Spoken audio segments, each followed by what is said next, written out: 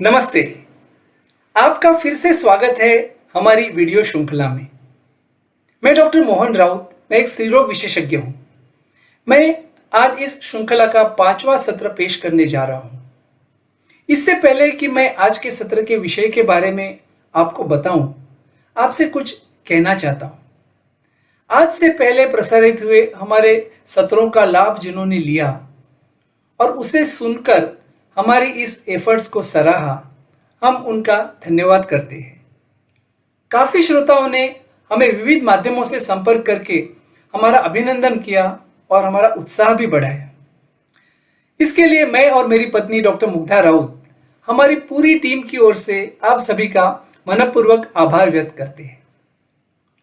आपकी जानकारी के लिए यह बताना जरूरी है कि मुंबई में हमारा एक विशेष केंद्र है जिसे doctor Raut centre for reproductive immunology के नाम से लोग पहचानते हैं।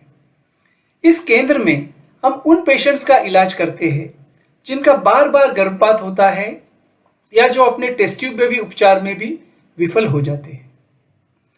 तो चलिए, इस श्रृंखला जिसका नाम है गर्भपात से मातृत्व तक एक सफल यात्रा, उसका 5वां अध्याय प्रस्तुत करेंगे और उसका विषय है गर्भावस्था और प्रतिरक्षा प्रणाली यानी इम्यून सिस्टम। गर्भपात होना महिला के जीवन की एक दुखद घटना है। यह न ही केवल उस युगल को प्रभावित करता है बल्कि पूरा परिवार परेशान हो जाता है। जब किसी स्त्री को गर्भपात बार बार होते हैं तो इससे होने वाली मानसिक परेशानी दूर ही नहीं होती। 2 या 2 से अधिक गर्भपात का सरेराश दर 2 से 5% है। यानी सभी महिलाएं जो कि बच्चे पैदा करने वाली उम्र में हैं, उनमें से 2 से 5% महिलाओं को यह समस्या होने की संभावना है। इससे आपको अंदाजा आ जाएगा कि हमारे आसपास कितनी बड़ी संख्या में ऐसे युगल है जो बार बार गर्भपात होने के कारण परेशान है। इस बात से मुझे एक मरीज की याद आ जाती है। यह मरीज हमारे क्लिनिक में आई थी जिसका 15 बार गर्भपात हुआ था। वो आयरलैंड से हमारे क्लिनिक में इलाज के लिए आई थी। जब वह पहली बार मुझसे मिली तो उन्होंने सर्वप्रथम दुख और आश्चर्य जताते हुए मुझसे पहला सवाल यह पूछा कि डॉक्टर, मुझे 15 बार गर्भपात हो चुके हैं और मुझे लगता है कि या तो मेरा शरीर गर्भावस्था को स्वीकार नहीं करता है या गर्भावस्था को मेरा शरीर ही अस्वीकार्य है, अन्यथा मुझे इतने सारे गर्भपात कैसे हो सकते हैं। बार बार गर्भपात होने के कई कारण हैं। मैंने इसके बारे में पहले के वीडियोस में भी बात की थी। ध्यान देने जैसी बात यह है कि लगभग 50% युगलों में गर्भपात का कोई कारण ही ज्ञात नहीं होता है, मतलब कि कुछ पता ही नहीं चलता। ऐसे युगलों के मामलों में गर्भपात का कारण महिला की प्रतिरक्षा प्रणाली या इम्यून सिस्टम से जुड़ा होता है। इसके बारे में अधिक जानने के लिए सबसे पहले आपको गर्भावस्था और प्रतिरक्षा प्रणाली यानी इम्यून सिस्टम के बीच परस्पर प्रक्रिया के बारे में जानना होगा। सबसे पहले जानते हैं कि यह प्रतिरक्षा प्रणाली या इम्यून सिस्टम क्या है। इम्यून सिस्टम हमारे शरीर का एक बहुत ही महत्वपूर्ण हिस्सा है और इस बात में कोई अतिशयोक्ति नहीं है कि अगर कोई कहता है कि व्यक्ति का अस्तित्व उसकी इम्यून सिस्टम पर ही निर्भर करता है। इस इम्यून सिस्टम का काम आपके शरीर की सुरक्षा करना है। यह सिस्टम हमारे शरीर को बाहर से आने वाली चीजों या हमारे शरीर से अलग चीजों से बचाने का काम करती है। यानी इम्यूनोलॉजिकल रूप से कुछ अलग तत्व हमारे शरीर में प्रवेश करना चाहते हो, वैसे समय पर हमारी इम्यून सिस्टम ही हमारी रक्षा करती है। ऐसा इसलिए है क्योंकि बाहरी पदार्थ जैसे कि बैक्टीरिया हो, वायरस हो, अन्य जीवाणु हो या कोई अन्य खतरनाक रसायन हो, हमारे शरीर को नुकसान पहुंचा सकते हैं। इस प्रतिरक्षा प्रणाली यानी इम्यून सिस्टम के विभिन्न वर्ग हैं जो हमारी रक्षा करने का काम करते हैं। इसमें रसायनों का एक महत्वपूर्ण हिस्सा होता है जो विभिन्न कोशिकाओं से या पेशियों से बनते हैं। इन कोशिकाओं में सबसे महत्वपूर्ण है विभिन्न प्रकार की श्वेत कोशिकाएं या व्हाइट ब्लड सेल्स, जिनमें लिम्फोसाइट्स, मोनोसाइट्स, न्यूट्रोफिल्स, बेजोफिल्स, इयोसिनोफिल्स आदि शामिल है। और गर्भ प्रणाली अपना काम उस सभी रसायनों की मदद से करती है जो इनसे बने थे। इन्हें साइटोकाइंस या कीमोकाइंस कहा जाता है। इन सभी द्रव्यों से शरीर में आने वाली किसी भी प्रकार के अनजाने जीवाणु या विषाणु से हमारी रक्षा होती है। चलिए अब हम गर्भावस्था और भ्रूण के विषय के बारे में बात करें। जब भ्रूण बनता है तो उसमें 50% हिस्सा मां की ओर से आता है और शेष 50% पिता की ओर से आता है। इसका मतलब है कि भ्रूण में माता से आने वाला भाग सिर्फ 50% होता है और गर्भ 50% मां से अलग होता है। यदि ऐसा है तो फिर प्रतिरक्षा प्रणाली यानी इम्यून सिस्टम को भ्रूण के खिलाफ भी रिएक्शन या प्रतिक्रिया करनी चाहिए और उसकी वृद्धि भी रुकनी चाहिए।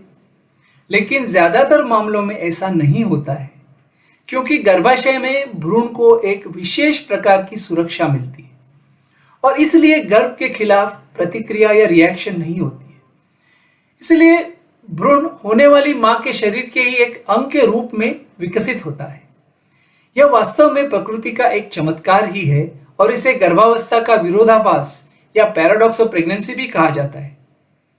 लेकिन ऐसा कई मामलों में देखा गया है कि इस बात की कोई गारंटी नहीं कि यह सुरक्षा हर बार काम करेगी। कभी कभी कुछ महिलाओं में यह कुदरती सुरक्षा ठीक से नहीं होती है। इस कारण से स्त्री बीज फलित होते ही भ्रूण के खिलाफ एक तरह की प्रतिक्रिया या रिएक्शन शुरू हो जाती है। यह प्रतिक्रिया भ्रूण के विकास को प्रभावित करती है। गर्भावस्था के जिस चरण में यह प्रतिक्रिया की मात्रा सबसे अधिक होगी, आपको विभिन्न समस्याओं का अनुभव होगा। यदि भ्रूण का प्रत्यारोपण होते ही यह प्रतिक्रिया होती है तो भ्रूण का आरोपण ठीक से नहीं होगा। इस स्थिति में भ्रूण की वृद्धि शुरुआत में ही रुक जाएगी। हमें पता भी नहीं चलेगा कि गर्भावस्था शुरू हुई है। यदि यह प्रक्रिया आगे बढ़ती है तो गर्भावस्था के परीक्षण का परिणाम भी सकारात्मक आता है, मतलब यूरिन प्रेगनेंसी टेस्ट पॉजिटिव आती है। फिर भी कोई कोई मामलों में सोनोग्राफी करने के बाद गर्भाशय में कुछ नहीं दिखता। इसे बायोकेमिकल प्रेगनेंसी या बायोकेमिकल गर्भावस्था कहा जाता है। कुछ एक मामलों में तो सोनोग्राफी केवल गर्भावस्था के अंश को दिखाती है, सिर्फ सैक दिखती है, लेकिन भ्रूण दिखाई नहीं देता। इसे ब्लाइटेड स्त्रीबीज या ब्लाइटेड ओवम कहा जाता है। और आखिरी स्थिति में सोनोग्राफी में भ्रूण दिखाई देता है, दिल की धड़कन भी सुनने मिलती है, लेकिन कुछ समय बाद वह रुक जाती है।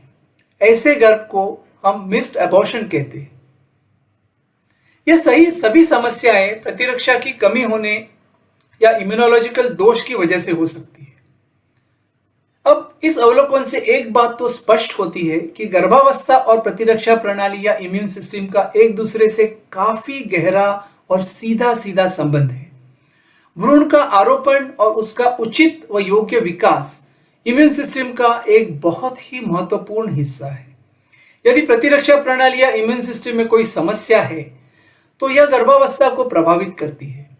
ऐसी परिस्थिति होने पर विभिन्न बीमारियां जन्म लेती है, जिसमें बार बार गर्भपात होना, टेस्ट ट्यूब बेबी उपचार में विफलता मिलना या भ्रूण के विकास के साथ अन्य समस्याएं निर्माण होना, जैसे कि प्री एक्लेम्पसिया। और इनमें होने वाली विविध तकलीफों में मां के रक्तचाप में वृद्धि, मतलब ब्लड प्रेशर का बढ़ना, गर्भ की ऐसी स्थिति की जिसमें बच्चे का विकास ही रुक जाना, या गर्भाशय में बच्चों के चारों ओर से पानी का कम होना इत्यादि है। इस मुद्दे पर मुझे और एक मरीज की बात याद आती है जो मैं आपके साथ साझा करना चाहता हूं। एक महिला 3 बार गर्भवती हो चुकी थी और हर बार छठे महीने में उसका ब्लड प्रेशर इतना बढ़ता था कि भ्रूण के बढ़ने पर उसका असर होने लगता था। आगे चलकर स्थिति इतनी बिगड़ जाती थी कि उसका गर्भपात ही हो जाता था। फिर आगे की जांच से पता चला कि उसे प्रतिरक्षा संबंधी यानी इम्यूनोलॉजिकल समस्या थी और उसका गर्भपात या इम्यूनोलॉजिकल कारण से ही हो रहा था। आगे उसका इलाज करने से उससे फायदा हो गया। अंत में मैं यह बताना चाहता हूं कि जिन महिलाओं का गर्भपात बार बार होता है और उसका सटीक पता नहीं चलता, उनका इलाज प्रतिरक्षा विज्ञान यानी इम्यूनोलॉजिकल ट्रीटमेंट से ही हो सकता है। ऐसे युगल निश्चित रूप से लिम्फोसाइट इम्यूनाइजेशन थेरेपी यानी LIT और अन्य इम्यूनोमॉड्यूलेटरी उपचारों के माध्यम से लाभान्वित होने के चांसेस काफी अच्छे हैं। हम इस लिम्फोसाइट इम्यूनाइजेशन थेरेपी या LIT और अन्य इम्यूनोमॉड्यूलेटरी उपचारों के बारे में अगले कुछ अध्यायों में चर्चा करेंगे। तो चलिए आज यहीं पर रुकते हैं। आपको यह वीडियो अगर अच्छा लगा तो इसे ज़रूर शेयर करना। जिस किसी को इनकी ज़रूरत हो उन्हें उसका ज़रूर फायदा हो जाएगा। इस बारे में आप अगर अधिक जानकारी चाहते हो तो आप हमारे हेल्पलाइन नंबर पर फ़ोन कर सकते हैं। हमारा हेल्पलाइन नंबर है 9833201522। आप हमारी वेबसाइट भी देख सकते हैं। हमारी वेबसाइट है www.icprm.in। गर्भपात से मातृत्व तक एक सफल यात्रा। इस श्रृंखला की अगली कड़ी का विषय है अनाकलनीय गर्भपात यानी अनएक्सप्लेन्ड मिसकैरेजेस, भ्रम या सच्चाई। इस विषय पर बात करने के लिए हम जल्द ही आपसे मिलेंगे। धन्यवाद।